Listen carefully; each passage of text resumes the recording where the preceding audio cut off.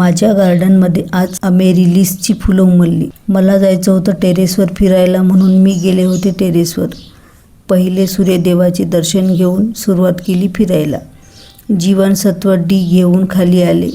But मोगऱ्याला फुले खूप आली म्हणून फुलं तोडली. दरवर्षी ही फुलं वसंत ऋतूत येतात. फुलं तोडून खाली आले. बघते तर चिमण्यांचा किलबिलाट चालू होता. चिमण्यांचा आवाज ऐकत मग मी थोडे समोर आले. बघते तर 4 अमेरिलिसची फुलं उमलली. एवढ्या भर उन्हात फुलं टवटवीत दिसत होती.